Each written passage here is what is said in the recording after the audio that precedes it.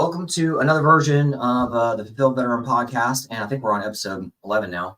And as you can see, I got two guests today, and we're going to learn a lot more about them as we get going. And you guys know that I self-sponsor so that we can say whatever the hell we want to. Mostly we're on Rumble. That's our main platform. But of course, YouTube helps us drag people in and beat them into submission. So it's a good place to start off. So I do two main things. So if you don't know who I am, you need to get to know me. I have the Fulfilled Veteran project where I help veterans. I've actually helped over 3,000 veterans receive at least $3 million in the past 5 years, which adds up to over $10 billion delivered to my clients. $10 billion delivered. That may sound like a great number, which it is, but it's just the start. That's why I'm doing a long form podcast, because there are way too many veterans out there not receiving help. And I know we're going to chat about that today. So just for a weird example, I asked Alexa the other day to tell me how many veterans are out there, U.S. veterans are out there. Did you guys know there are 18.3 million veterans? Isn't that just an insane number? However, even if I took 6 million, which is not even half, 6 million, and let's say they're not receiving any of their pension that they were supposed to receive, VA calls it disability, but it's actually a pension. It's money that they've earned to be in the service. Every veteran qualifies for it. So if they're not if 6 million people are missing $5,000 a month, you know what? You guys want to know how insane this number is? That's $30 billion a month. $30 billion a month. So when I'm chatting with my veterans out there, you guys instantly go, well, that's fucking stupid. That is so stupid. When you look back at your contract with Uncle Sam, which we all signed, Uncle Sam said, hey, I'm going to dent you up, I'm going to ding you up. And that's just the bare minimum. That's normal wear and tear. And you need to know about your compensation and your money. And you do need to know about it. And that's why I'm the best in the world at delivering it. So I've delivered over $10 billion to my clients. And that's honestly less than 100 clients a month. So that's why I've got these new websites and all this kind of stuff coming out in the next 2 weeks that have massive force multipliers to them. So imagine me going from 100 clients a month to 1,000 veterans a month, to 5,000 veterans a month, 10,000 veterans a month. That's coming real fast. If I've done what I've done working with SEAL teams in Delta and MARSOC and fighter pilots, and even today a new 18 Delta is one of my clients, that if I've gotten that far and that deep with a bullshit website, imagine what it's going to be with force multipliers. It's going to be insane. So just want to let you guys know that. So that's one thing I do. The other thing I do, the other menu I help out with, is help veterans create and grow your empire. So for-profit, non-profit, all that kind of stuff, whatever you want to do, whatever your empire is, let's do it. And you may have heard that I've got a book that just launched, and it's a #1 best-selling book on Amazon right now. And I just want to tell you guys about that pretty quick. And I'm looking over here to my big calendar because it's in its pre-launch phase. So the actual ebook will be launched July 4th. I don't know if you guys know there's something going on there on July 4th. And then 2 weeks later on my 44th birthday is when it will be paperback version. So this is the first $5 that veterans should give. And we'll talk more about that. And this is the premise of my books or my podcast. And that's the first book out of 4 that's coming out this year. So I've got a publisher that I'm working with, and we already went #1 over the weekend. Hopefully you guys heard about it by now. And if you haven't heard about it, go to the link that we'll provide below, and make sure you guys go get that book. On Amazon, my guests today are learning some of this stuff. On Amazon, my book is going to be in multiple places, but it's going to be in 2 main places that you guys will get tickled by. One of them is under military policy, which for the past, I don't know how many years, the art of war has been around the top 10, top 20. So my book is hovering around art of war. So as leaders go through leadership training, officer side, enlisted side, senior side, junior side, whatever, they're going to look up the art of war, and they're going to go, oh, wow, here's a book on $5 a veteran should give. I'm going to need to know about that. So that's what that's there for. Another place that it will be, or it is under personal finance. And because there's too many F's that veterans are leaving behind: faith, family, fitness, finances, fast. Those are at least the first 5. There's other books in there too that we'll talk about. And the finances, now my book is around Rich Dad, Poor Dad, written by Robert Kiyosaki, who's also a veteran. So anytime somebody looks up his book, guess what they're going to see? This guy. And so I'm just trying to help you guys out. It's a tool. I'm a tool. I'm just trying to help you guys live your life. So here's my point to all that. There should be, like, you guys recognize my shirt, right? Brian recognized it. He knows who this is, but shouldn't you know who that is too? If you don't know this as much as that, that's a nice problem. We're veterans. We should be taking care of each other. And I know Tim is going to talk about this today too. There are so many veterans now that are connecting with scientists or other smart people behind the scenes, and they're doing great partnerships. And I've been in the room with a lot of those folks, and I know they're doing that. All the community needs to know about that. All the United States needs to know about that. We're going to make the world better. Let's make it better ourselves. I'm going to use the line that Dan Bongino talks about all the time, even though he said it's not his line. Be the change that you want to have, right? Be the change. And that's why I'm a podcast. I've got book deals. I've got podcast guests, all that kind of stuff. So if it's not us, who's it going to be? Right? So, all right, gang, I've said enough. And I'm going to turn it over to, let's see, Brian came in the room first. I'm going to give him first crack at it. So give us a quick 1 or 2 minutes about yourself, and then we'll turn it over to Tim and let her fire away too. Welcome aboard, guys. Glad to have you. And I'm going to sit down and drink my coffee. What kind of coffee are you drinking today? So I've got these little pods from Nespresso thing. Not veteran owned, but it needs to be. But it's as long as it's good caffeine and it's quality, that's what matters. So I mean, good, man. I don't know It's about so you good. guys, but I'm fueled by caffeine, even though I've got a Gatorade to hydrate in between my intolerable caffeine addiction. So I'll introduce myself real quick. My name is Brian Sims. I am a former infantryman in long-term recovery from substance misuse as well as other mental health barriers. I'm a certified peer specialist in the state of Florida, as well as the state of New York, which are the only two states that have specific veteran designations as peer specialists. I'm the only one in the country that has that. I'm not saying that as a brag. I'm saying that because shame on us veterans for not having that done.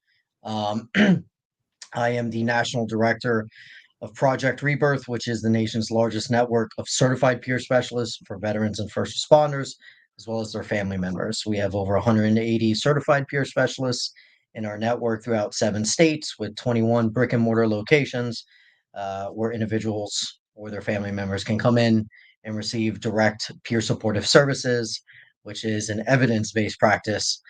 We're not funded by the VA. We're not funded by the DoD.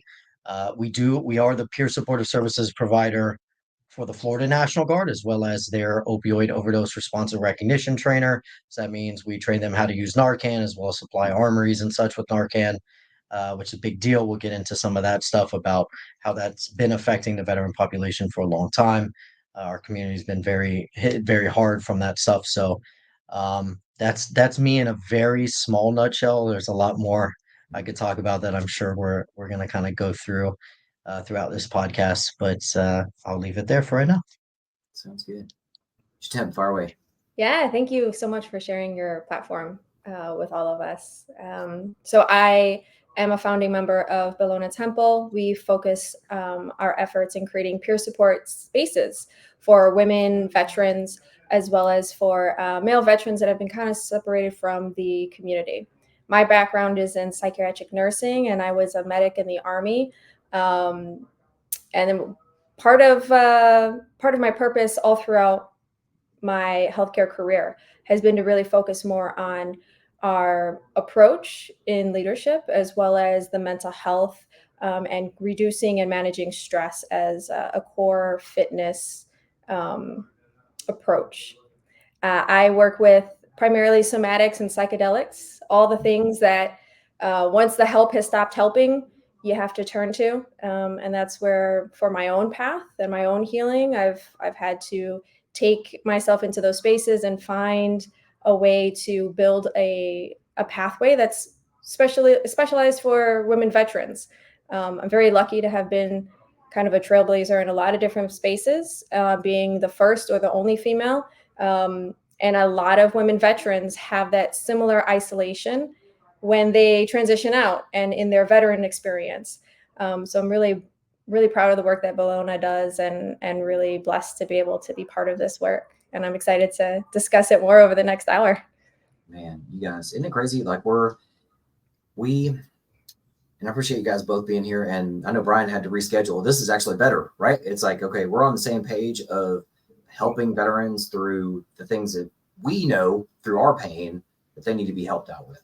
And I'm glad you guys are saying it this way, because I'm a for-profit.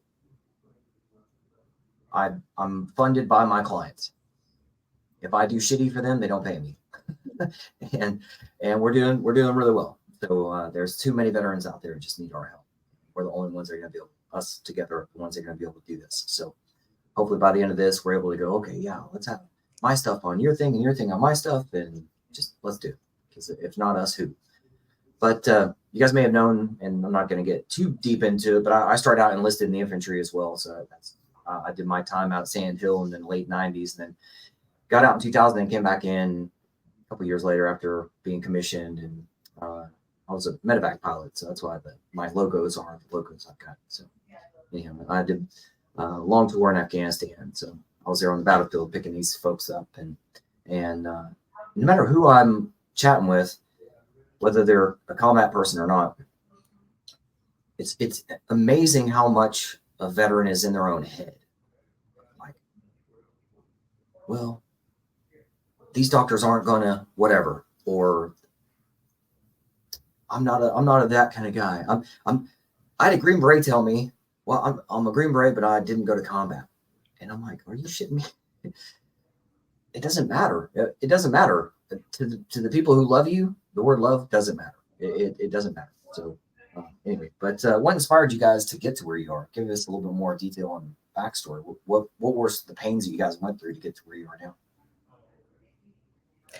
So I was born and raised in Chicago. I actually come from a syndicate family. So I grew up in a lot of violence. By the time I was 5 years old. Syndicate family? Holy crap. Did I do that right? And you're like, violence. Yeah, holy shit. By the time I was 5 years old, I knew what a car bomb was, because it went off and blew out the side of a warehouse on the corner of my street, like 5 houses down from me. So needless to say, I was like well prepared for the Army. And when I was in the Army, I experienced some military sexual trauma. I then was completely and totally embraced by my battalion. And they fought 120% against brigade, where my assailant was stationed. And it was through that experience of having community completely redefined. Like, I grew up where family meant that you don't talk about things. You are probably going to have to endure a lot of different pains. And even though I had this pain that was technically from within my community, the greater strategic community, my battalion was like, no, fuck off. She's ours. We're going to do what we need to do. And I also was faced with the really hard decision of like, hey, I need to choose to suppress something very traumatic and find a way to navigate this if I want a career. We can sit and talk about how that's an issue and how to resolve that in the future forward. But in that moment, like, that's just what the reality was, that if I wanted a military career, I couldn't sit there and go through the examinations. I couldn't sit there and claim it. Otherwise, I would have been exited out. And I'm grateful that I did. At the total end of it, I'm grateful that I did. Do I still need to navigate through the different parts of that experience? Absolutely. And so when I transitioned out, I went through what Jill Bolt-Taylor, a Harvard neuroanatomist, kind of talks about. I went through those 4 different stages of my brain of having that egotistical response of like, man, fuck those people. They did me wrong.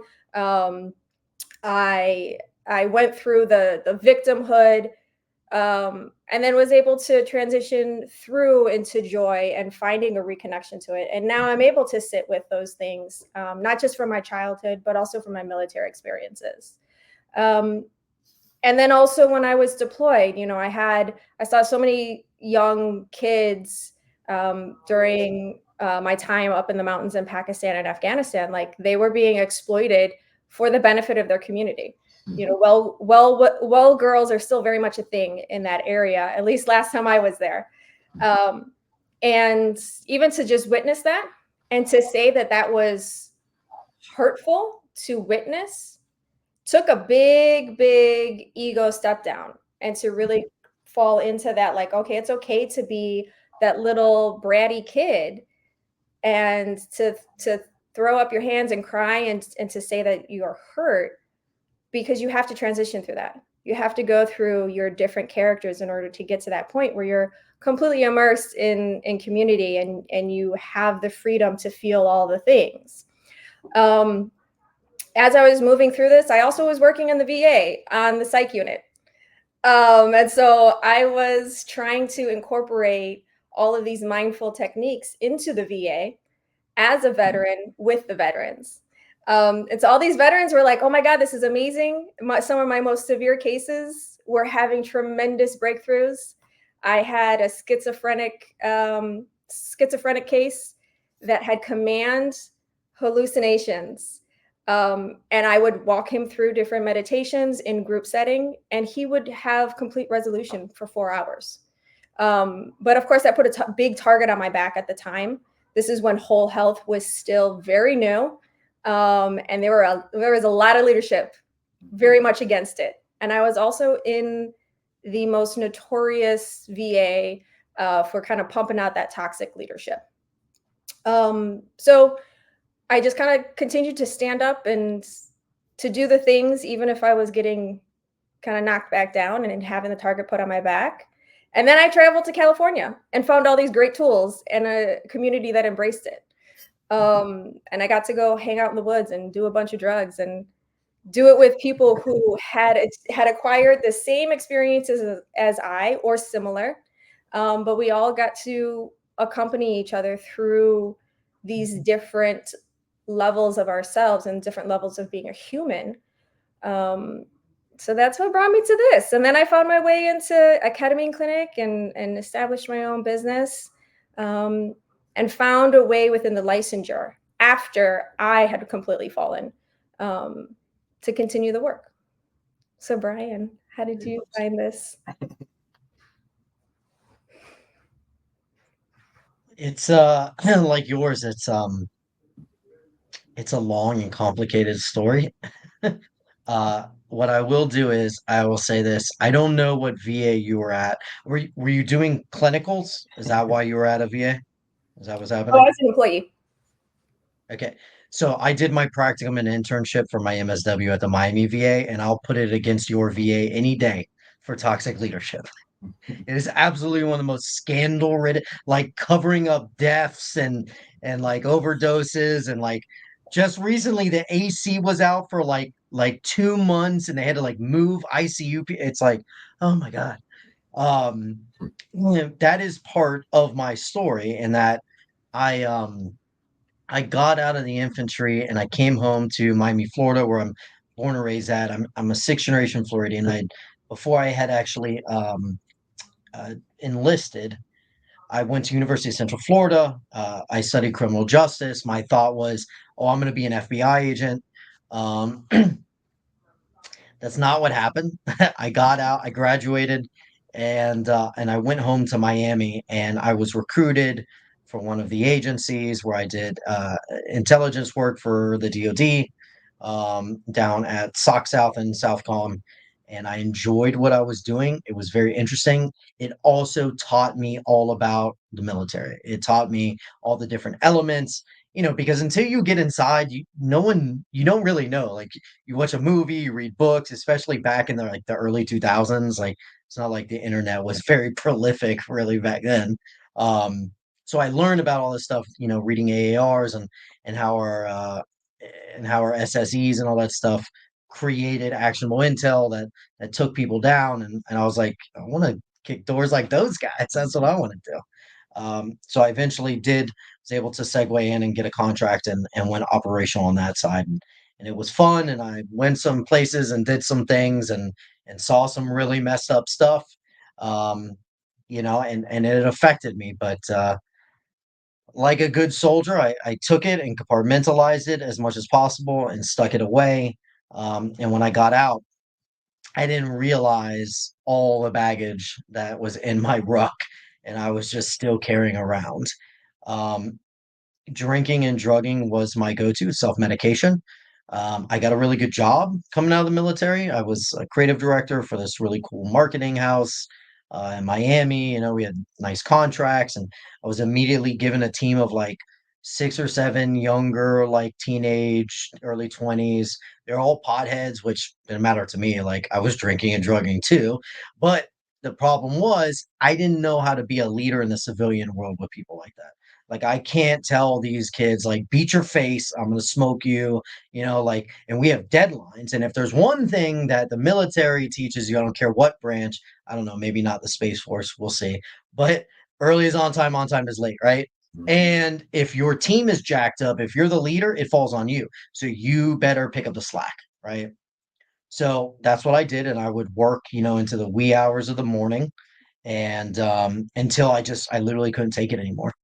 And I got in my truck at like 3 o'clock in the morning after finishing a last project that had to be delivered, emailed it in, uploaded it, drove into the hood. And I'm like, I'm gonna like die down here. That's what's gonna happen. And there was like a new program in the Miami VA that was doing outreach. And so this veteran who was also a social worker found me in Overtown, Miami, which is like one of the worst ghettos in the nation. It was bad. I was not doing good things down there, and I was not around good people.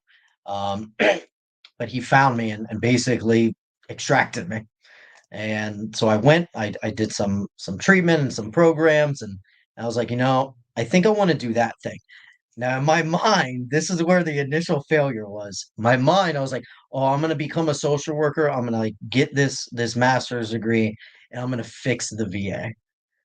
It was exactly. We're all chuckling. Exactly. So back then, right? I mean, oh, did you have the same experience? Okay. So in that though is where I found, oh, like I'm checking a box for you people, most especially in Miami, as like a veteran who's gonna like come into your system and like you can like use me. Like basically, I'm a poster child for you, right? And all the things that I was doing that was working, so now we're going to see the parallels here, right? For instance, my appropriate self disclosure of different things that I went through and my strategies and techniques, they were being shut down by my civilian supervisor constantly. And it was during that time peer specialists started becoming a thing, right? Like peer specialists have been around since, like the 90s, like as an actual profession.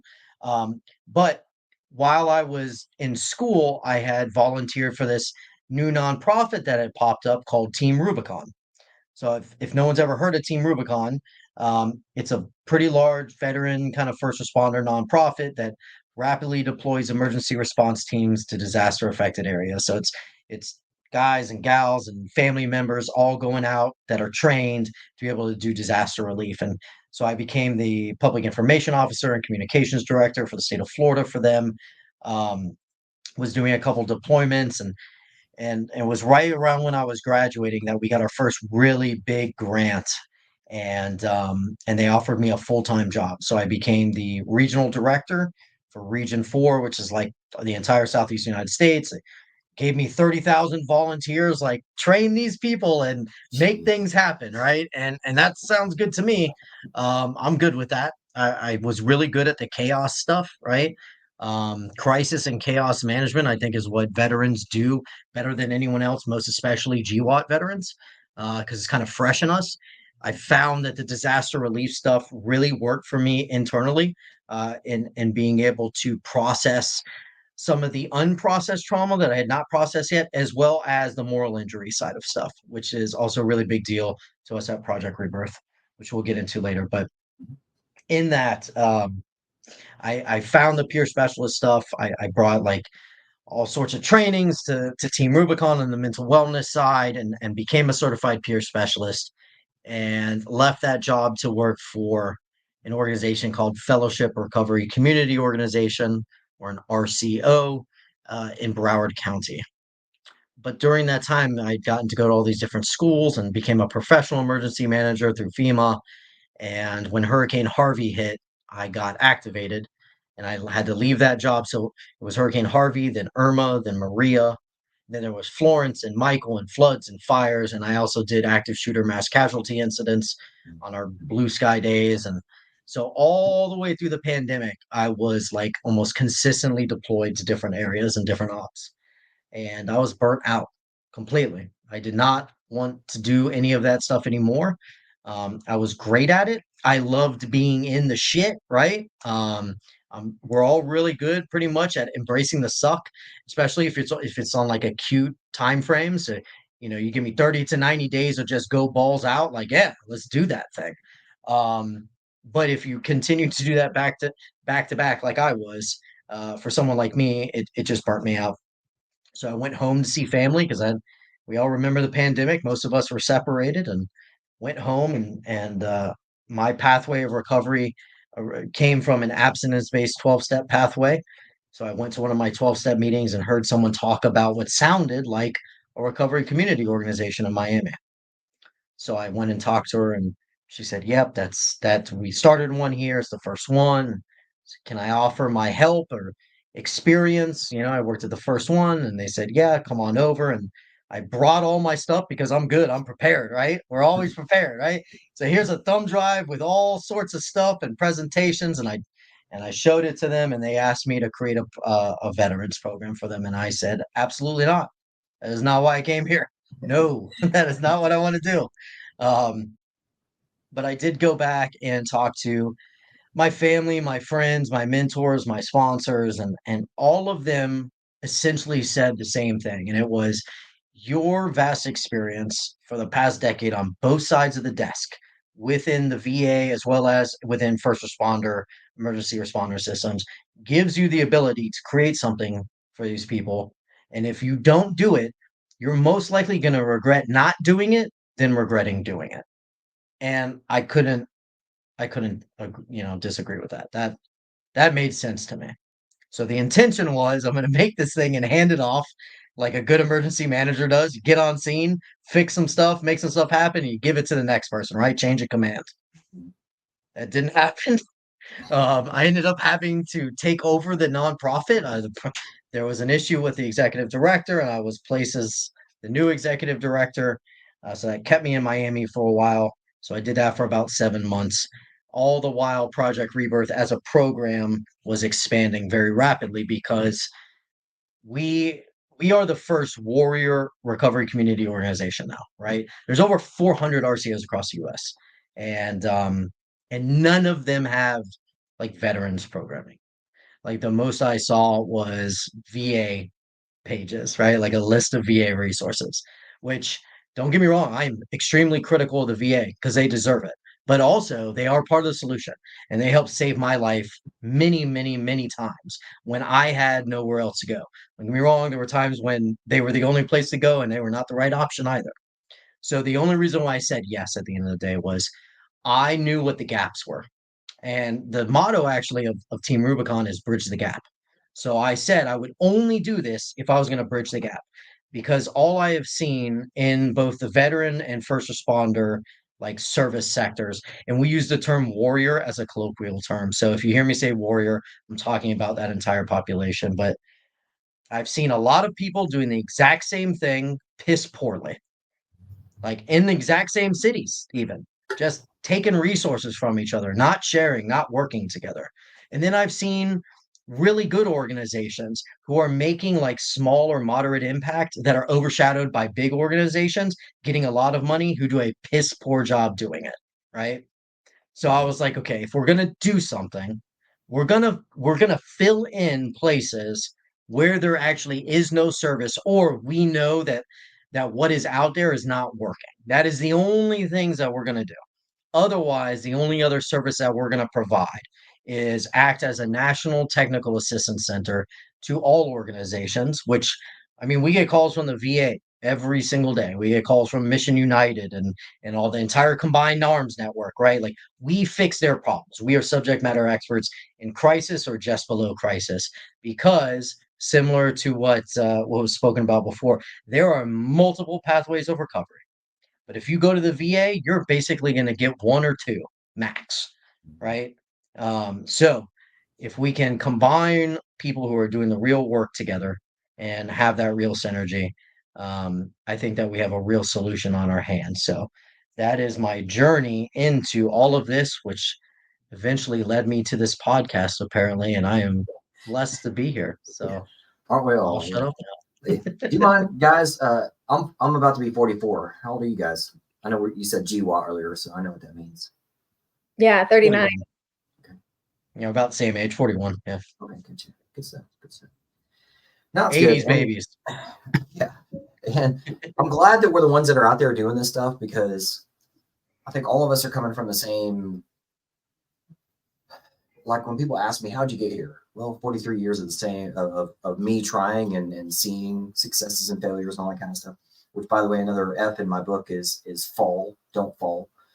All of us want to help people not fall. Let's grab them and keep that momentum moving, right? So I think the three of us right now have that same outcome of, within as quickly as possible, but easily within the next 5 years, let's have this industrial revolution of just really good shit happening for the US, and driven by mission, purpose, veterans, and other. I'm going to use the term tier one. There are great tier one people out there that are teachers, that are firefighters, that have never served a day in their life in combat. Good, because you have to have an ecosystem. You have to have. I had to go fly in Afghanistan to realize what I realized. It's okay. That's my journey. And there's an ecosystem for a reason. But once you identify that there are a lot more bees out there, or I'm sorry, a lot more flies out there than there are bees, but bees, you need an ecosystem. You need shit removal. And that's why there's so many flies eating shit out there. The people that are on this call right now we're bees. We understand what that means. That we're hive mentality. We're doing good things. That we're taking care of we're staying in our lane, but knowing that there's something natural about what we're doing and why. And guys, isn't it a trip how we are silent professionals, and we were told in the GWAT era, as the internet started coming around, that, hey, don't be on Facebook, don't be on social media and all that kind of stuff. And now we're using social media to try to help our veterans out. So I hear this all the time. Like, I hear a Vietnam guy, his kid may call me or something and say, oh, dad, he doesn't really have an email address or whatever. That may be okay. But I had somebody send me a message saying, I'm not real great at computers. And this was in his email. And I got on the phone with him thinking I'm going to talk to a 60-something-year-old man. And he was 33 years old. And thankfully, everything worked out. I thought I was going to get on the phone with a grumpy guy, but it turned out he was just a good dude giving me some shit. Oh, I'm not real great at computers. I don't know why I said that. But you have to be. You just have to be. And as one of my marketers says, different levels, different devils. So if you're scaling something, or if you need a certain level of help, like Brian just mentioned, sometimes the VA is a problem, sometimes the VA is the solution, and whatever. It is what it is, and take it for what it's worth. And I'm a guy who, I know when I'm talking to a team, how you have like some people are great at, you give them a task, a tool, and just say, hey, start walking that way, and I'll tell you when to stop.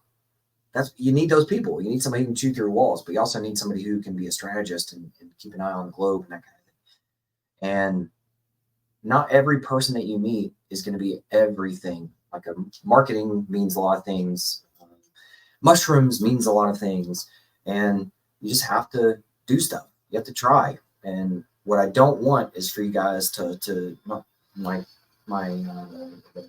guest today, but I don't want the people listening to fall into the pity party and the self-loathing and shit, because the camaraderie that you miss is here. It's here. It's now moving forwards, and you have to just be present where it is. And that's why, and the reason why I use the word fitness is because there are groups out there that do fitness stuff, and Team Red, White, and Blue, and others out there that do veterans events and stuff and run around in ranger paintings and all that kind of stuff, having a good time. We are, as GY era people, we do say the shit we say, and we have to be around each other, and it becomes puppy videos. Look at us, we're smiling about saying the word fuck, and we're like, oh, that's so funny. Whenever I hold my book up, everybody leans in and goes, that's so fucking hilarious, because that's just how we are. We can say shit like that.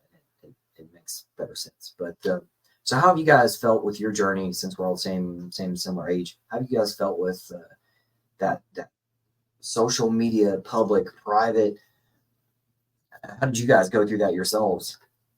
And what do you suggest to the veterans that are out there going through that? There's an Asaro phrase, and I may be completely misquoting it, but knowledge that lives in the bones is wisdom. And so for me, social media is a way to communicate that, to establish that.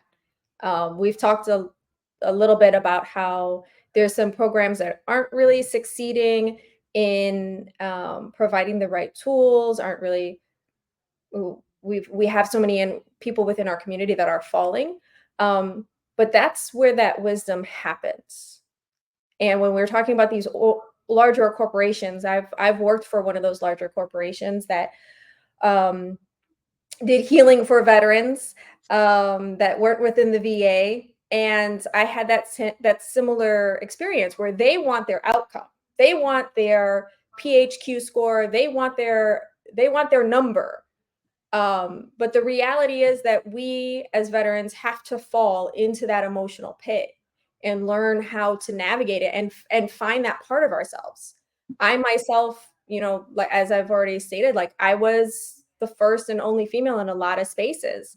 Being in Pakistan in 2010 and 2011, that's in and of itself a statement.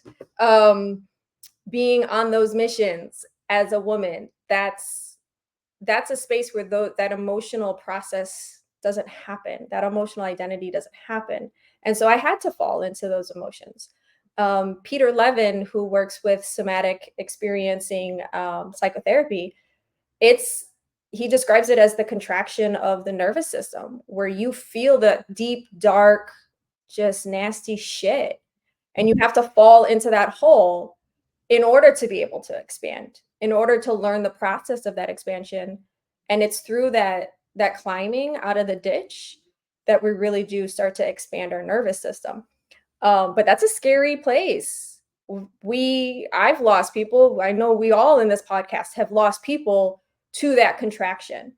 And that navigating that fear on both ends as someone who's observing and walking with that person, as well as being the person, like, I'm sure we all in this podcast as well have had those thoughts and had those feelings, and felt that defeat and seen that as the only way out.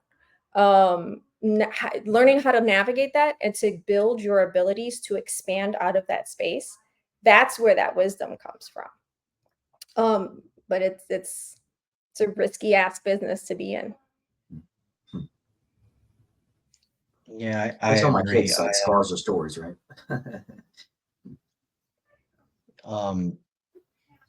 In 2015, just to talk about like the dark spaces, right? So in 2015, I attempted suicide. I did die on the table twice, cardiac and respiratory arrest. And just to highlight, so this is on the table and understood, is that I went to the VA for help. And because I had used drugs and alcohol in the way they described it, abusively in the past, I had that flag on my profile. So when I came to him and told him I am having panic attacks every single day, like I'm like almost dissociating. This is really bad. I need you to give me something. Right? They're like, oh, this is drug seeking behavior. And they kicked me out with a bottle of 45 trazodone. So I took that I was doing a little cadre work in Coronado, kind of a little part-time in between gig. And so I had a little apartment, went to my apartment, swallowed all 45 with a bottle of Fireball. And thank God, my roommate at the time was a doc as well. So he got cut early. He was actually a probie for like San Diego County EMT or whatever. He got cut early. Probies do not get cut early ever. You're washing the truck till like forever, right? Hmm. But he got cut early that day, and he knew that I was home because he could see the vehicle and such. And I didn't answer the door. So I mean, the story he told me is, he kicked in the door, and I remember like bouncing down the stairs like on the stretcher and such. Um, I don't really remember much. I do remember one other thing. I remember I was in the ER or wherever, and the doctor uh was like holding like a cup, and he's like, "You need to drink this." And I was like, "No." Hmm. It was the activated charcoal, so it was like Yeah. super black, right? And I was like, "No." And he's like, "Drink this or I'm gonna put it in you." And I was like, "Okay." So I drank it. Dark humor, right? That's how we get Hmm. through a lot of this crazy crap. Is it a cure all for everything? Absolutely not. Right. Some of the things that were just mentioned, are like that is the strategy. There's a lot of ways. There's like almost no. It's called the no wrong door model, right? Like if you get into this room of trauma with all the rest of us, there are many ways we can get out of it. It is not a single door frame. You have to squeeze through this with a whole cohort of people. And I think that while that's important, I think that it's always important to say it, right? Absolutely. However, I believe that it's been talked like to death, right? And I think that that's one of the problems that we have in our community, right? Like again, like it's super important that we have the conversation so we have baselines, right? But like so many programs are only talking about like that, and then they create like a half-ass thing to make it happen, right? Supposedly we're going to induce some type of experience. Now, granted, go ahead with psychedelics. If you're treatment resistant to other things, you'll get an experience induced. That is for sure. Okay. But all the rest of the stuff, most especially like exposure therapies, right? Accelerated resolutions, right? EMDRs, things like that for PTSD or post-traumatic stress or whatever you want to call it. It's unresolved trauma, right? It's unresolved, unprocessed trauma at the end of the day, no matter what the DSM is telling you, right? Um, but the thing that is not talked about in our community enough yet is moral injury, and the fact that we are basically dependent upon the VA as a system or clinical interventions, which is its own system, whether it's private or a private public partnership. Because moral injury is not in the DSM, we have a lot of problems addressing the issue. So my question, and I want to hear your guys' thoughts on it, and all this whole portion is, so if we have all of these types of programs out there run by nonprofits, for profits, the VA, right? All these PTSD programs, why do we see the types of numbers of suicidality, right? Like up to 44 a day, right? According to the AWP report, right? Why are we seeing this? There should be, there's not like, there's access to many programs. Hundreds of thousands of us are going through these programs, and yet we're still committing suicide. In my belief, it's because of two things. Number one, you mentioned it. They're looking for like uh, they're looking for exact like quantified numbers on certain scales, right? Like a GAD-7 or something like that, like anxiety type indexes. They're like, oh, yep, you don't meet criteria anymore. This was successful, but they're not doing any type of longevity. So 90 days, 6 months post, they're like, yep, you're no longer meeting criteria. This program was successful. But 6 months after that, it's coming back again. Now, here's the problem with moral injury. Moral injury symptoms look, feel, and sound just like PTSD symptoms. So if you have something that looks and presents exactly the same, how do you know what treatment to throw at it? Most especially because on the moral injury side, exposure therapies exacerbate the issue because it makes you relive the moral injury. You can process the trauma. So think about this. I'll give you the process, and this is where I want to hear like your guys' thoughts on this. So let's just use the VA as an example, right? You go to like one of the PTSD processing trauma programs, whatever. Maybe you do like 60 or 90 days in this program, right? Where are you at? You're at a VA hospital around other veterans. You're living with other veterans. So you gain camaraderie again, right? The thing you've been looking for, this thing gets replaced, and you're like in the shit processing all these horrible things together, and you come together, and there's the support between all the peers and all that, and you get the chance to, re-expose yourself over and over again to some of these traumas, and you're like, yeah, you know what? I understand what this thing is now. It's refiled in my brain in an appropriate place now, and then you discharge and you go home. But the thing is that all the moral injury stuff never got addressed, right? So then those thoughts start coming back in. So you've processed the trauma, but not the moral injury. So you're feeling that way again. And then they're like, well, clearly you didn't do the trauma therapy right. So then you go back for therapy on the exact same types of protocols, but now it's exacerbating the moral injury. And it looks like you're just downsliding the whole way through until you take the pills, drive the car into the pole, grab the gun and a shotgun out the closet, right? Whatever it is, so that you can stop the way that you're feeling. Because the worst part about it is you've had real hope coming out of that program. You actually felt better for a little while, and all of a sudden it feels worse again. That is some of the worst stuff that we can do to any human being, let alone a veteran or a first responder who has had to embrace the suck and deal with the amount of pain that it took just to finally ask for help, right? So I would love to hear your guys' thoughts on moral injury and kind of our working theory on the co-occurring issue that it is with PTSD. I just want to take a moment to pause and really appreciate, like, this is an awesome pairing. Like, we're just driving this conversation right along, all to the right spots. I actually just wrote on some of my experiences in the psychiatric unit, throughout the VA, throughout the criminal system, all throughout different areas of the country. And one of the things that you're speaking on, or that you spoke on from your personal experience, as far as how the VA flags substance use, and then how they approach it in just like the worst unethical manners. One of the stories that I do share in that book that I think is really relevant for the expansion of this topic. I provided nursing care for a psych patient who had use of cocaine, in context of having served time in Central America.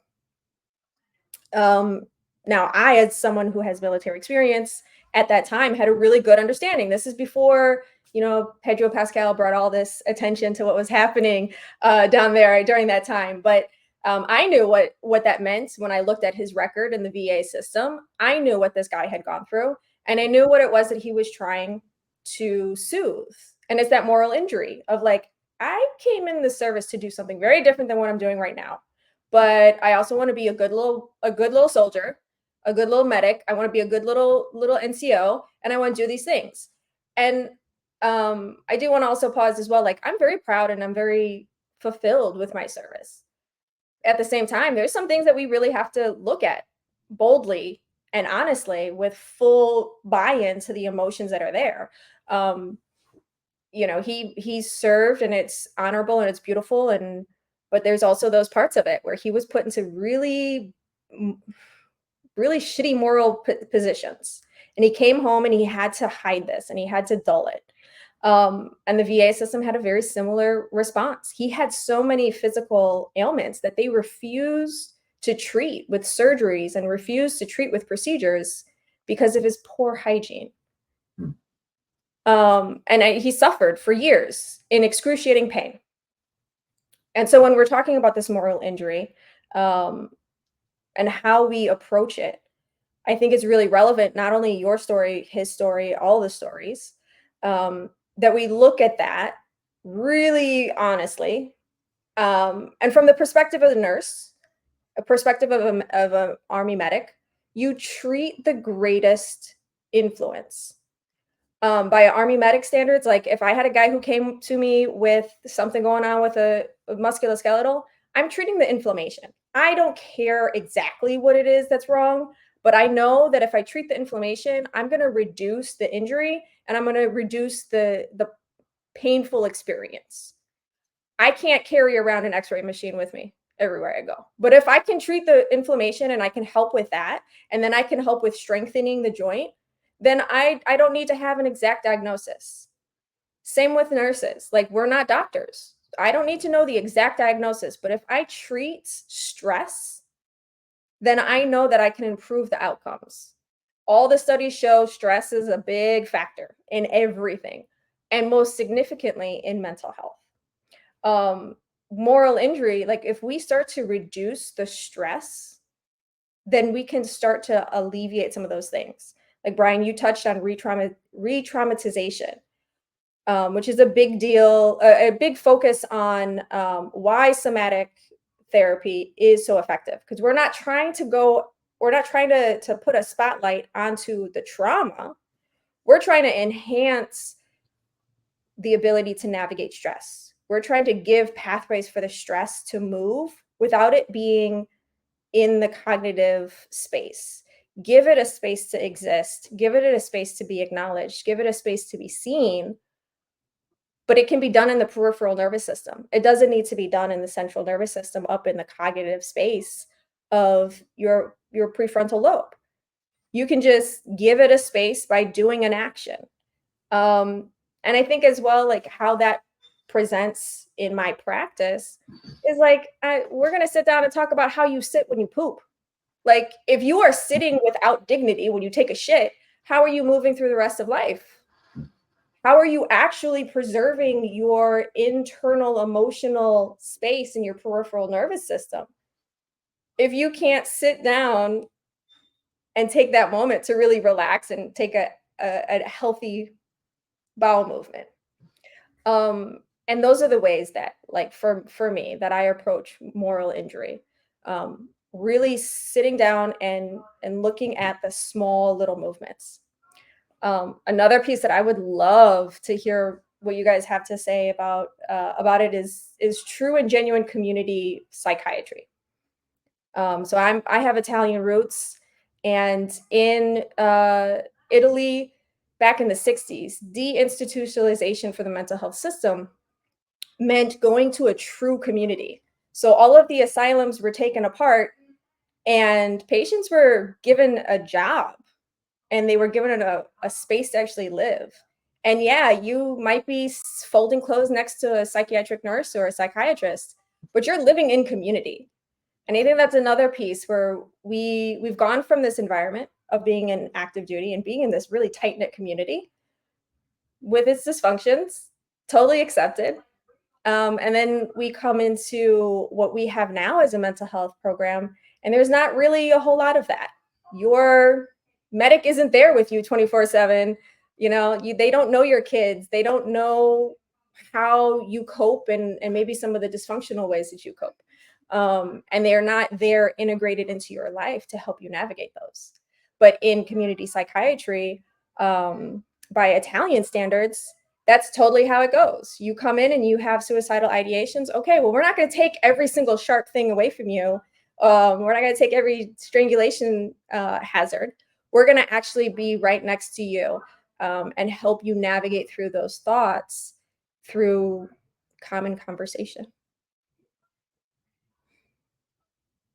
I told you an hour Yeah. would go by fast, right? we're at an hour already. So I know we're talking about a lot of the stuff that's happening. Right? What are the I don't want to call them cures, but what are the processes to do even more good things for folks? So the old school medicine or Eastern medicine or whatever you want to call it, and just the maybe more realistic medication and community, like you said. I mean, humans been around for a long time, and a lot of medicine, this new medicine shit, this 21st century stuff wasn't here. Social media wasn't here. So it's like we've got this global knowledge, but we still got the little village problems. And that's one of the things I learned when I was in Afghanistan was that why are we thousands of miles away and worrying? And this village doesn't give two shits about that village as you're flying over. Because there's a mountain in between them. They don't care. They're not going to walk. They don't give a shit about their politics or whose sister did what. Who gives a shit? They're worried about how many animals they've got. They're worried about what they got going on. That's it. They don't care about elite level this or whatever, Maseratis or anything. They just care about today and tomorrow. It's pretty much all they've got. So how can we take this now global knowledge and go, all right, how do we take care of our community? Where does it begin? Where has it already begun? Where's somebody doing it right so that it can be scalable? Yeah, I mean, I think that's the question that most especially the GWAT generation, right, is faced with. That's what I'm faced with every day as a leader. To take a position, plant a flag, but also be willing to replant the flag if we find other evidence or other methods, modalities, whatever you want to call it, other pathways, right, to be able to achieve the mission. The mission is we need to stop destroying our lives or taking our own lives. That's it. That's the mission. Everything else is just life, right? And the fact of the matter is, even though we had these, for a lot of us, very extreme experiences, right? We're no different than every other human being. Every human being has a common factor, and it's pain, grief, and loss, as well as hopefully love. There are plenty of people who, as children, never got to experience that either. That is kind of like the psychotherapeutic approach, right? Is like figure out where that is. But regardless, that is the common thread that every human being shares is the grief, loss, pain, right? And if we recognize that in each other, right? That's a baseline for us to be able to have conversations. The thing that worries me the most is the global war on terror, even though it'll never end, it is formally ended the moment we pulled out of Afghanistan. Sure, we have some other operations going on, and that stuff's important. It's important for us to remember that. But formally, it's over.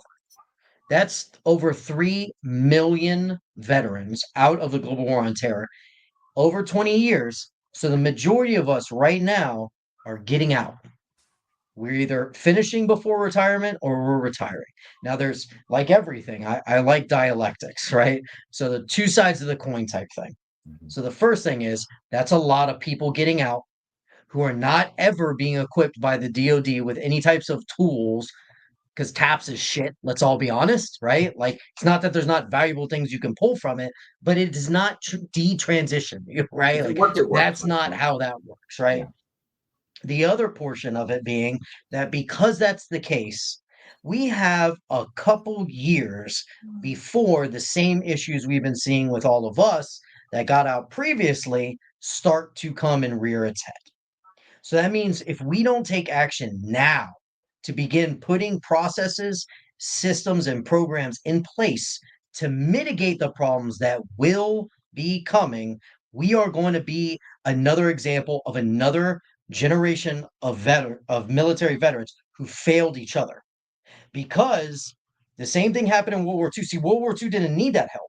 Because when everyone came back from World War II, where did they come to? They came to a country that loved them, that created the GI Bill. We gave you jobs, we gave you a house, we gave you an education, we built suburbs around us, literally. Like, so community happened automatically for us. It was not a big deal. This was not an issue. Then you have like Vietnam, right? I mean, let's not forget Korea, obviously, but that kind of it meshed with World War II, but then Vietnam has such a very different type of transition for those members that came home to crap, right? And then you look at the VA, who's now been established and been around for a while, and denied the Agent Orange and Blue Water scandals and all the stuff that was happening that everyone knew was happening, right? So we didn't mitigate then the problems that we knew. Like, honestly, in my opinion, the best thing to have come out of that era for veterans was the Vet Center. I think that was the best thing that ever came about. And that place is still used, abused, or underused by the VA and veterans in and of themselves, right? So, what is it that we need to do to be able to affect enough change? I mean, I'd love to be like, oh, let's be system disruptors and all that type of stuff. I don't agree with that. Like, I'm not a system disruptor. I think there's just changes that need to be made, right? I'm an infantryman. What do you do when you land nav? When you're off course, you shoot a new azimuth so you can get back on. You right the ship, right? If for all the Navy people, right? Go Army. But if we just shoot a new azimuth and we course correct, our brothers and sisters and other veterans and their family members alongside of us back to the true north setting of where we're trying to get to, instead of being very bogged down by going back to social media, the interruptions that happen, the distractions that happen through social media, through look at me, look at what I'm doing, and all that stuff, which is contributing to the problems that we're having. And the overall problem is this: there's too many resources. That's the problem. You cannot say anymore that there's not a resource out there, or most especially with our generation, that you can't find the resource. The problem is that the soup has been watered down, and now you cannot figure out who is who, what is what can work for me. It's just you're overloaded with so much information because it's accessible. You can't make your own determination. And you know why veterans are failing at it? Because we have no ability to figure it out. You know why? Because we've never had to. The moment we hit basic training, you were given an NCO, a leader, and a battle buddy that knew more than you or was going to do it with you. And the moment you got a DD 214, our asses were off alone by ourselves, whether you're married or kids or not. You've never done anything on your own to be successful. You did your individual work to become successful, but you did it surrounded by other people who had experience as well, which gave you experience, right? So the problem is assets and liabilities. And we have all these assets that we gain from the military, and then we get out and they become liabilities. And if we don't create programming that shows us, listen, this is a problem, but you can turn it back into a positive again, then we cannot move ourselves forward. We will fall victim to the exact same mentality that's been happening for the past 40 to 50 years. And it's just going to be a repeat again. And all of us are just going to be sitting around like, oh, I guess we should have done that back in the day. Like, we are smarter now. We have access to the information now. We have wisdom in our bones now. So that's my soapbox about it. I'd love to the hear your basic line opinion. that I just want to make sure we're saying out loud is that there are people out there who make shit happen, and there's people out there who let shit happen, and there's too many people letting shit happen, and that's why people like me have to be an entrepreneur, because I don't have to ask for fucking forgiveness, or permission. I ask for forgiveness. I don't even give a shit about forgiveness. I'll just keep moving forwards. Like, I don't care. As a medevac pilot, I didn't hurt the patient. I went to where the patient was, picked them up, take them to a better level of care. That's my job. And that's what I did. That's what I do now. And what I don't like about the Hippocratic oath of do no harm, it's passive. Mm-hmm. It has I tell my kids every day for school, I say, do good things. I hope that stacks up. Do good things. If you did good things today and you stack it up by the things that you did 10 days ago and 10 years ago, you look back and go, holy shit, there's a big stack of cool stuff that this person has done. And they're such a great person because they do good things every day. So I know we're people doing good things. And so, Shatem, let me turn it to you. And because I know Brian had asked a question of us. But yeah, I think we're people that make shit happen. So, far away. Yeah, I am. I'm definitely a disruptor. So this is a great portion of the conversation. And I'm anti-scale. I keep my focus small, not only for my own ability to be able to co-regulate with my patients, but also to be anti-system. When you touched on it, Brian, where we don't know how to drive the ship by ourselves, or we don't know how to be that primary creator and chooser of what choice am I going to make and what decision am I going to make. We just had a set of values and we had somebody else determine those values for us, and then we got a mission. And so when we step outside of the system, we're able to give ourselves permission, not like allowing ourselves, as you kind of touched on, Albert, but like really setting what our mission is going to be, establishing what we're going to define good as, and then being like, well, per the mission, that's what I'm going to do. Those are You're a for-profit, is that right? Say again? Are you guys a for-profit, Shatem? Yes. Okay. Yeah. Good. And where are you physically located again? A little bit of everywhere. So Okay. we have stuff going on in California. We have stuff going on in Texas. Stuff going So on. I'm really curious about what's next. Like how are psychedelics? Yeah. Tell me. I don't know. Tell me. So we are working on getting a ketamine clinic connected with the community care network. One of the major problems over the last 2 years is that there was a huge national network available for veterans, and it got completely shut down. There's a lot of programs out there for male veterans, but when we look at our suicide rates from last year, women veterans committed suicide at 24% of a jump over the last year, which was in comparison to 6% for male veterans. So access to these tools that really allow for the nervous system to decompress is kind of at an urgent point for us. One of the national providers for that, though, got shut down 2 years ago, and the VA has been really protocols for the psychedelic use of ketamine. They're really just looking at the pain management portion of ketamine. And yeah, just keeping it very small and very scalable. So small groups. For women veterans, it's hard to step into those larger spaces. The vet center is definitely a resource. I mean, here in Chicago, we're partnered with one that has a pretty great representation of veterans that are women, but most of the spaces, like most of the small groups you walk into, it's not a lot of female veterans. Even in male dominated spaces, you're going to find one or two, and they're probably not that far off on their journey to really finding the other pieces of themselves, other parts of their femininity. So we have our book that came out, 8 Souls in the Madhouse, to kind of highlight some of those differences in the gender approach, as well as we're establishing a property in Texas for women veterans that are burnt the fuck out and need to actually take a step back and reevaluate their values, find a way to define them, and then decide on their choices and decisions forward.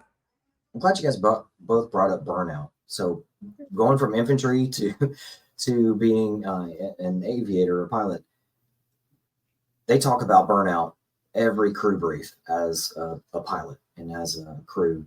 And that's why I talk to my staff a lot about that too. Of like, guys, you got to let me know if you're ever being burnt out or you feel like you're stacking too many bricks or whatever, because I have to wake up every day and help more veterans. So you guys don't necessarily have to. You don't have to carry the load that I do. But if I need to hire somebody else and help support or whatever. So, but anyway, I just want to mention that. I'm glad that we're identifying burnout as a thing. You don't really hear it in really any community. I'm not hearing it. I say it a lot. And when I hear it, and I'm hearing both of you guys say it in the same conversation, and so I just want to identify that it's fucking real. So, but and I do have a lot of it's funny how many groups of people I've got in different places. Like could be a police department, LAPD, or even a new client of mine today from the Galveston, Texas PD, and FBI, CIA, Border Patrol, drug interdiction guys out of Central America. Those guys are all mine. All the Apache guys over in Qatar, those dudes are mine. But there's a lot of women that I work with too, and that every woman has a bad story. Every woman has a bad story. And I mean, I worked with some of the greatest women in my service. And well, I mean, there's bad people in every, like they say, the SEALs have the best people in the world, but they also the worst people in the world are SEALs. Sometimes humans, they just want to be death machines and or whatever else. And there's bad leaders, there's bad humans in every system. So, we're not making excuses for the bad people out there or bad systems out there. We're identifying when you have a good person or a good system, let everybody else know about it and let them know that, hey, this is a place that this thing actually works. So coming back to Shatem, I'm really curious about the ketamine process. I don't know anything about it. So tell us about that. Repeat your question. Ketamine process. What do you guys go through on that? I have no idea. So tell me. So through the VA, each location has a different protocol. They're all little silos, as the VA refers to them, which basically means that each region has their freedom to do it however they want. between those lines of that statement is that they also have the freedom to sit down and not do anything when there are new tools available. So I can only speak to the protocol in Chicago and in Southern California. It may vary depending on the listener's location. Southern California, in order for you to receive treatment for ketamine on mental health disorders, you need to go through 2 different antidepressant treatments and then 2 non-typical prescriptions. So that's looking more like your heavier first generation antipsychotic medications, like a Abilify, which is really not a great medication for someone who doesn't need Abilify. But that's the route you have to go through in order to access this clinic. The VA has their own clinics, and they run a protocol that is much more similar to pain management, meaning the higher you go with ketamine, the more appropriate it is for surgery, the more appropriate it is for pain management. The lower you go with ketamine, the more ability you are to navigate your experience with some awareness. So you can do a meditation along with it. You can dive into actual traumas, or you can bring up emotions and then try out a new response to that emotion as you're having this medication in your system. What I found in the VA in Chicago is that they really only give veterans access for pain management. So if you have some sort of chronic pain for over 5 years and you've tried multiple different medications, then that's kind of their go-to instead of the opiates. I do want to give a little caveat for anyone that is interested in ketamine to look at what the protocols are. There is a lot of discussion right now that the civilian clinics are looking a lot more like pain clinics, which created the opioid crisis. There is also other concerns. You know, there's a lot of people in the psychedelic community currently that hid in that area with their drug abuse, with their escapism. And now they're really coming to terms with like, oof, I depended on this to get me into this euphoria space. And ketamine comes with that exact same risk.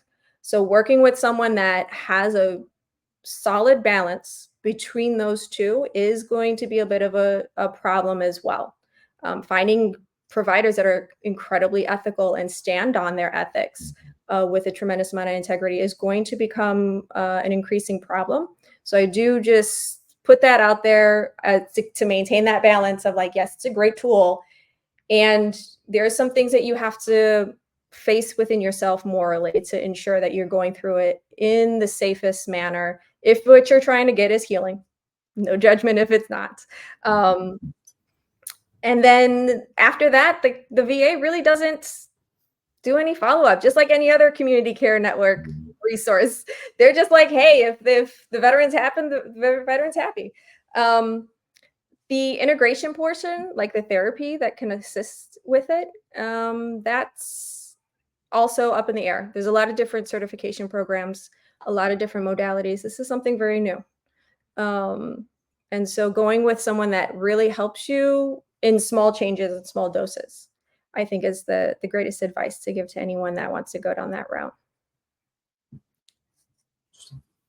Brian, I would love to hear what you have to say about the whole psychedelic and access, given your backgrounds. Yeah, absolutely. So again, I'm a big supporter of psychedelics, which ketamine is usually lumped into psychedelics, but it's a dissociative. But I mean, I'm good with it being there. We've had we have a lot of companies that try to come and throw money at us, like, oh, we'll sponsor you. Like we constantly say no, we don't want your money. Um, so a lot of ketamine therapy clinics over the past couple of years, same things. So we don't support infusion therapies, right, at all. The only partners that we have that do ketamine assisted recovery is ones that do experiential or other types of processing therapies alongside of it. Those clinics that do that, some of them are prescribers themselves. Some utilize like the mail order. They're doing oral. specifically those clinics, the ones we're working with, and it's not a system. We've gone to find individual clinics because we also, like, for instance, the clinicians that we work with, that we do scholarships for veterans or other types of warriors with their family to like go do clinical psychotherapy, for instance, we vet them up and down. Like, we need to know, do you actually know anything about our community? I mean, the last thing I need is for a Marine to go like do ketamine infusion therapy someplace, and the nurse is like, "So what do you think, soldier?" Oh my god, this guy's gonna kill a person. Like, that is not what I need in my life. Um, so that's how we approach ketamine. We have seen from their evidence, as well as empirical data and peer reviewed journals, that have stated that in that modality where orally ingested ketamine, because it's a slower creep on as well as off, it's not as big of a rush, most especially for a community that may have never had any type of psychedelic or other type of drug experience in that manner, which it can be extremely disconcerting if you've never done something like that. So that's the ketamine side.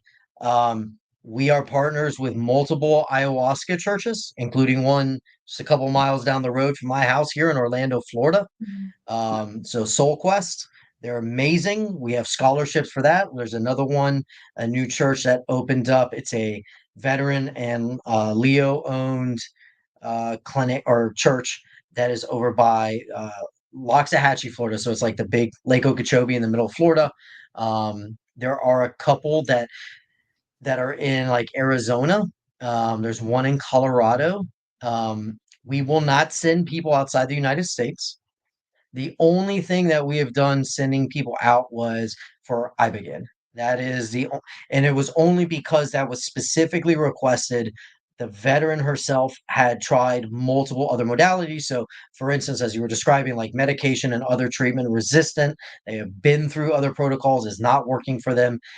They had heard about this. We did a full biopsychosocial, so we saw records and we understood, like, okay, we're not just sending this person off to go get messed up, which, if anyone's ever done ayahuasca or ibogaine, you are not having a good time. This is not a fun experience. So everyone understands that, but it will induce experiences for you. You never know what that's going to be, um, but it has been profound for everyone that I know that has ever done those modalities. We are partners with multiple programs. We actually helped write NAPS's psychedelic peer support program, which is coming out. You'll be able to take it online, which is essentially kind of like it's a way to assist either clinicians or an individual with set and setting for the psychedelic experience, as well as to be able to guide them through the experience and support them while they're having that experience. We're big on psilocybin. We believe that even if it's microdosing, where available, right, that can be an extremely helpful tool. We're partners with VAHA, which is the Veteran Alliance for Holistic. Dang it, I just forgot. We have too many acronyms out there. Yeah. But Gary Hess runs that organization. It's an amazing organization, and on a cannabis-supported pathway of recovery, which is very important to find a real partner in that space. We are partners with Balanced Veterans Network. They run our peer supportive programming. We have scholarships to train anyone that wants to be a certified peer specialist in their state. We pay for it end to end, get them in their training, testing fees, or ensure that they can do their internship hours somewhere and all that type of stuff. So we're doing that with Balanced Veterans Network. So we have a real cannabis supported pathway of recovery. There are a lot of organizations out there, veteran organizations, who will get you the card and get you discounts. But that does not mean you're getting the help that you need, right? At all. I'm not saying that utilizing cannabis or other types of, like, maybe psychedelics, right? That it can't be beneficial, but there does become a fine line of, are you dependent upon this? Are you utilizing this in a way that empowers you to reach whatever your goal is? There are too many veterans overall in any modality that are looking for essentially palliative care. They have horrible symptoms and pain. Just give me something that's going to take this away. right? Give me another, 800 milligram Motrin, right? Like take your Motrin, drink your water, change your socks Mhm. type thing, right? Because that's the way that we were trained. Like all I need to do is for this to go away right now. I'll let it, like when it hurts again later, I'll deal with it again later. We're not utilizing the things to make fixes and make changes. We're just throwing band-aids on, right? Like that is not working for us. So I'm always excited to hear especially other veterans that are in the space or in the psychedelic space who are trying to do this thing for real. They truly care about what this means, that also have become, you've gone through a lot of clinicals and education and continuing education like us to be able to be up on the game on what's happening. Not like, oh, this thing sounds cool and I'm going to go do this. It's another thing that I think is a problem in our community. Like, I'm not saying that we all shouldn't be entrepreneurs and such, but like, especially GWATs, like everyone got a DD-214 and they're like, I'm making a coffee company, a t-shirt company, and a nonprofit. Like, with what experience? There are people out here that will help you. There's schools to go to, there's training programs, there's other places that will hire you or let you volunteer before you just decide to go out and do something. Like that's the antithesis of what we were ever empowered and trained and experienced in being able to do. And I get the urge to, like me, grow a beard, right? Like, Al, let's grow a beard now. Let's get more tattoos, or I can't get tattoos, right? Which I don't have any, so that I'm just saying. There you go. But but to let loose and like I'm empowered to do whatever I want, like zero fucks given, dude. Like let's go out and do this. The hard charger mindset can be a liability. And Yeah. I feel like other people I know have shared this with me. I don't want to put words into your guys' mouths, but I know other people are seeing this too. Like this is kind of not working. Things aren't adding up. If all, we should be at a different point right now with all the things that are happening, and it's going to be very difficult for us if we're not doing like a real debrief or AAR on our community and being like, look, these are the problems. Like, we need to say that these are the problems, just like we did when we were in. By being able to say, like, this is wrong, this isn't working, we can't fix anything. And everyone seems to be doing like what happens a lot in the civilian world. And God bless that sector too. But like, oh, let's just all be happy and it's all about partnership and working together. And like, Yeah. that's bullshit. No, it's not that. It's not. It's not that at all. Not to mention, how many times have you guys taken our programming or done what we're doing and then calling it your own, right? Like we should be leading everything in this country. We are a all volunteer force that went through a lot of horrible shit during a time when most especially women, right, on the MST side, like finally we're like just cracking the shell on this thing. I experienced MST in basic training, locked it away in my head and never thought about it until a couple years ago where I was with some women trying to create their own group and I was kind of coaching them on how to do a processing group, with each other. And I was like, oh my God, it didn't even occur to me like that thing happened. That was 100% MST. And in fact, in that sector, I remember hearing a story of another male going through something who honestly was a lot worse than what I went through, though it was not good what I went through. But I didn't even believe him. I was like, there's no way that happened, right? Like it blows my mind that even back then, like I would ever think that way. But also we were trained that way. So if we're not out here talking about these things, bringing them to light, calling out the bad actors, supporting the good ones, finding the little ones that, for instance, are doing the grassroots work, right? Like that's what recovery community organizations are. They are grassroots nonprofits that are staffed by people with lived experience of substance misuse and or mental health barriers, are in long-term recovery from them, and then are empowered to do this thing individually in their community. Small scales. Project Rebirth works as a network of programs in all of those places. So it's small touches in communities all over the place. That, in my opinion, is the thing that can be a game changer. All the other stuff, like, and don't get me wrong, we need the big organizations to do what they do. There is a place for them, and it's very, very important. But the Bob Woodruff foundations and the combined arms networks and all that stuff, you've been around for a while. You've got tens, hundreds of millions of dollars. What is the problem? Like, what's happening? And I think it's because no one feels like they're an individual anymore. We've all even kind of taken on like this like the rise of the bro vet. I have to joke on it because like I totally was one of those people for a long time in a way. But you see what I'm saying? Like personas that have happened through social media and the weird, strange transition of the way the world is, and the fact that like our generation just happened to land in this thing. And I just feel like we're not taking advantage of it and utilizing this very crucial time in history in the way that we could. So I want to say thank you to both of you for the work that you're doing in your own individual ways, because that's the way it adds up, right? That's always how it adds up to mission success. That's the way that it worked when we were in. That's the only way it's going to work when we're out. I appreciate that too, for both of you. And let me ask you guys this so we can, because I'm curious. My clients are tier 1, tier 2, and tier 3. So I've got Delta guys, I've got SEAL Team 6 guys, MARSOC, 160th fighter pilots, all that kind of stuff. But then I got Joe Average.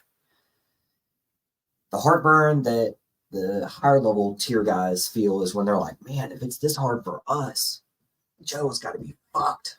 So who are your clients? Are your clients professionals? I mean, one could always assume, oh, well, Ranger so-and-so doesn't make it makes sense that Ranger so-and-so is now a drunk or a drug addict, whatever, you know. But then you find out, you get a phone call from a major who's in MARSOC or something, and you're like, okay, what do you mean you're in like a homeless shelter right now? What are you talking about?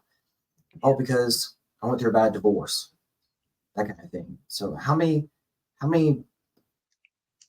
what are your, I won't put words in your mouth. Who are you helping?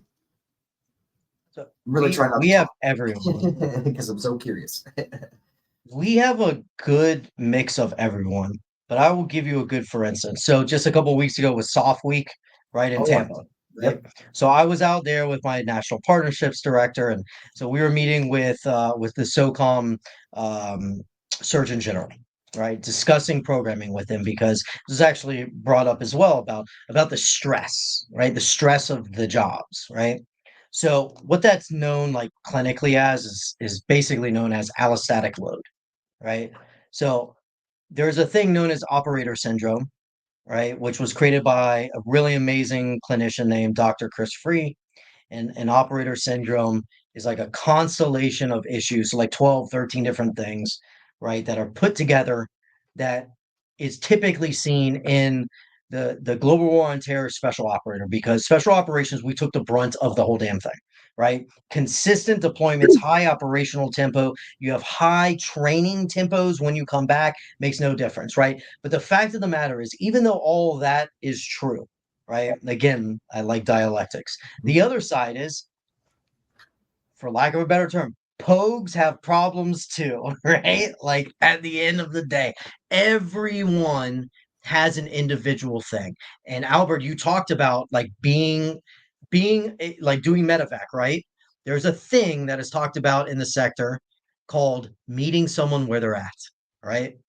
And it doesn't matter to me, like I don't even like going into like my military background. Like I could go off on all sorts of stories and everything. The thing about it is I can't believe how wide, like between soft community and like the logistician from the Air Force, right, of how like anyone that wasn't infantry, 11 Bravo, 18 X-ray of some sort, like they feel like all of a sudden their service wasn't enough because they didn't like kick doors and get blown up. Like, you're an integral part to everything, right? Like I think that's the rise of the bro vet thing and all this stuff. Like people, I can't tell you how many people I talk to that they're like, oh, I was basically infantry. Oh, I was attached to the infantry. Like, of course you're attached to the infantry. Everyone is attached to the infantry. What are you talking about? Like, but you don't like this is a Yeah. very common thing that I hear from almost everyone across the board. So I'm wondering if you guys hear similar things or not, because I feel like there is some type of thing happening where people feel like my service wasn't enough because the news was showing people jumping out of planes and kicking in doors and stuff. And like, if you didn't get blown up or you didn't kick doors, like all of a sudden you're not cool enough and you need to like make your story or like your service be something not more than what it was, but different than what it was. Because at the end of the day, Like, we're all getting the thing done. That's the thing that I try not to talk about. Like, I'll tell you, I got everyone in between, but like none of that makes a difference to me at the end of the day. We're all equally like they say in basic training, like you're all equally pieces of shit, right? Like Yeah. we're all equally messed up, right? And we all equally deserve the same amount of help. I don't care if you are CAG or if you were, a medic, right? For instance, right? Which, by the way, medics are probably my favorite people in the world at the end of the day. Like, just saying.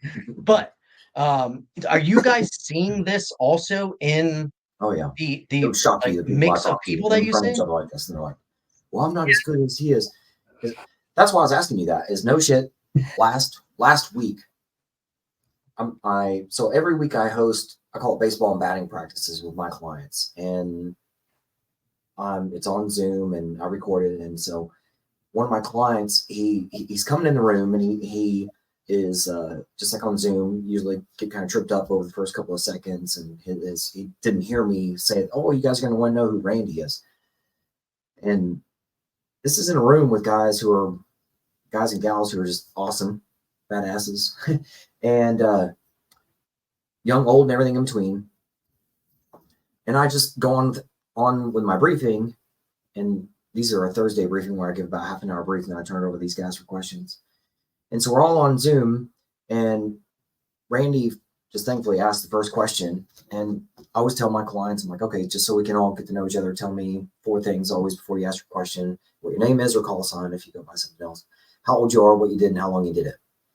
And Randy chimes in. He goes, okay, well, I got a first question. And yeah, I'm Randy. I'm an old guy. I was a pilot for Navy for a long time.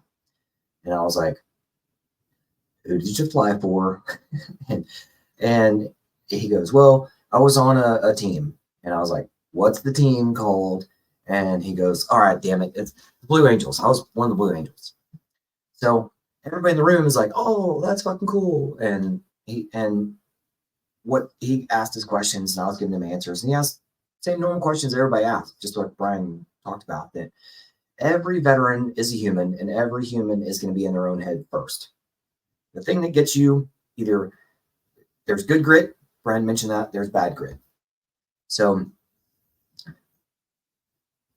my point in bringing that story up is because that's every week I'm in front of these folks, and every week they still surprise me. I'm sure you guys get the same stuff. They're like, oh, Albert, how do you do this? How do you say the same shit every single day? And I'm like, because it's the people. The people is the landscape. It changes. And when you're actually helping people, you feel a hell of a lot better about it. Not only did I deliver $10 billion to my clients, which is fucking life-changing, but do you know how cool it is to be in front of people and have celebration with a veteran? Do you know how cool it is to be on camera? And by the way, if you guys want to see that, we've got it recorded from last Tuesday.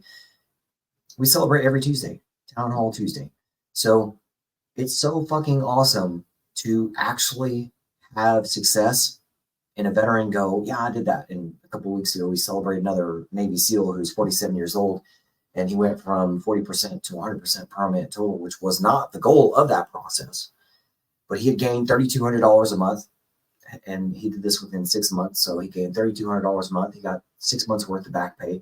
So not quite 13 grand, but like whatever, 8 grand of back pay. And he's still moving forwards because I'm helping him get other money that he qualified for, and he earned through his service. But there's so much fucking bullshit brainwash out there from the government. So every meeting I'm involved in, I'm like wiping brainwash off of these veterans, going, okay, I hear you, but that's not how it really is. And so that's why I was wanting to bring that up to you guys. And I'm going to turn it over to Jatem and get off my soapbox. That I'm just really curious about who you guys are helping. And that way more people can go to it. Because I don't, nor have I ever had an addictive personality, but my brother did. And that's why he was murdered, and through a love triangle gone bad. And I don't understand it, but I understand the outcomes of it. And they're not good outcomes. And I'm not around what you guys are around every day. So I'm just real curious who's your people, who you're helping.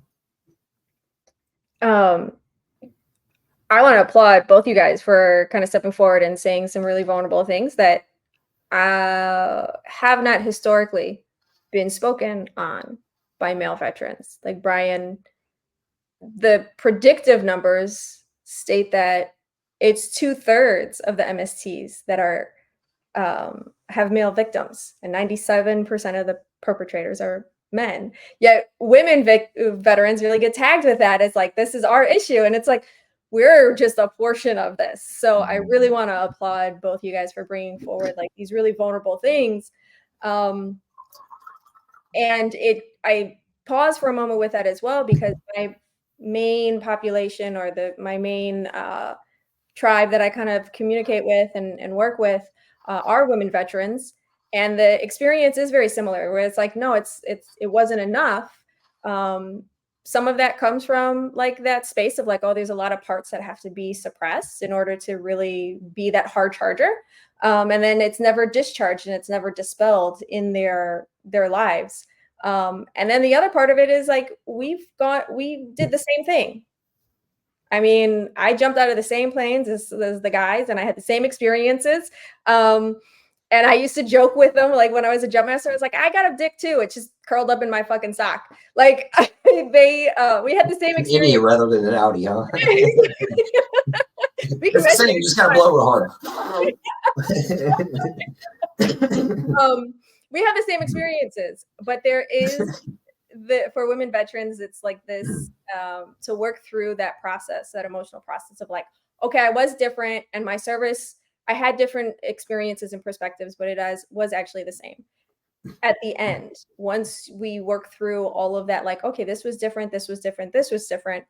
And then we find this wonderful balance at the end of that falling, where it's like, okay, no, it's the exact same, and I can celebrate it just as much. I also do work with a lot of treatment resistant women, as well as non-deployed SOC community. For whatever reason, they kind of gravitate towards me based on my experiences and my background, and we're able to go into that vulnerable space of like, well, I didn't deploy, but I didn't deploy. And they feel more comfortable, I think, because I was in that space, but had a different look than the average person. And we kind of navigate that as those wounds as well. So that's my people. I want to tell you guys this too, and make sure that everybody out there hears this. There's even though the GWAT was 20 years long and growing and going, there's very, very, very, very few people that went to combat. Yeah. And like, fuck you level combat. And there's people that I felt horrible as a pilot flying out and seeing these, and I love being away from the flagpole. So I'm not a Bagram kind of guy. I was Ghazni, get me the fuck out of here. And I was way out in the middle of nowhere. And I flew some of the nastiest missions heading towards Pakistan, north of J-Bad, up into the nastiest places up there. So I saw them. So month one of me being there, there's now a movie about it, The Outpost. And that movie is not fucking bullshitting. When you land out there, and it's one of the few times that I can say Hollywood got it right from this perspective, sitting on the ground going, oh my God, there's all these mountains. All right, Brian and I, we know this. Mountains. All bad guys. And you're looking down like, this is stupid. You could throw a fucking rock and hit humans. That's insanity. But that's the bullshit that we were put into. And I, being a former infantry dude, sitting out there seeing that shit and going picking these dudes up from the battlefields, it's horrible, the shit that these guys and gals had to go through. And I just like they say, you could have 3 combat people and nobody wants the other person's boo-boos and shit, right? Nobody wants to be there. So it's like, oh, I hate Ghazni, I hate Jaff, I hate blah, blah. There's a lot of places I'd hate way fucking more. And those guys were fucking overrun. So I learned a lot of lessons from month 1 of being in Afghanistan. And what's crazy is that was 2009? Yeah, 2009. October 2009. That was years into GWAT. So anyway, I'm just saying that there's people out there that set the individual up for fucking failure from the beginning, and that there's people out there who, very few people who have seen crazy amount of combat. And thankfully, as a medevac pilot, I never had to shoot. Like they say in medevac world, if the medevac pilots are shooting, that's a fucking problem. We get paid to be shot at. So I say I've been shot at a lot.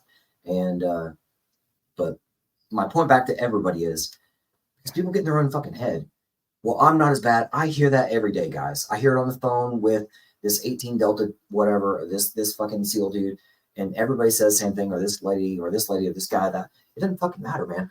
You're part of an ecosystem, and I just want you to know that you're at least, let's say, in the love of God, you're my brother and sister, and I'm here to help you. And it doesn't matter where you are. It's, let me help you get to a better level of care, and that's maybe connecting you with these cats here or somebody else, and just get whatever help you need. And like Brian said, give me a grid. Tell me where the fuck you are. I'm going to come get you. And that's what I ask my clients is, tell me about yourself so I can connect some dots here on the strategy. That's all I'm doing is getting a grid, find out where the fuck you are. And that's what I do is pick them up where they are and listen to them along the way. But yeah, some people are just like, oh, I don't even. But what's funny is the more physically hurt somebody is, the funnier they are.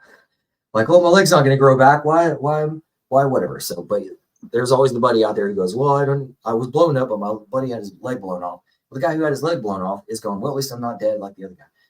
Somebody can always have it fucking worse. So, and I'm not a guy who lives with pain. I'm not a guy who takes drugs and stuff like that. I'm just not that dude either, but my brother was. And so I, like Chris or Brian said, that there's the other side of the coin. I was one side, the shiny side, and my brother was the dark side of the coin. And he was my older brother. We lived in the same house, same upbringing, Texas cattle ranch. We had all the same opportunities, and my brother did one thing and I did something else. And I don't know what to say. And the story continues. My timeline keeps going. But yeah, I told you this. 2 hours goes by fast. Let me get off my soapbox. Turn back over to you guys. I think we've all highlighted that, combat from a somatic experience perspective. Combat, yes, is traumatic.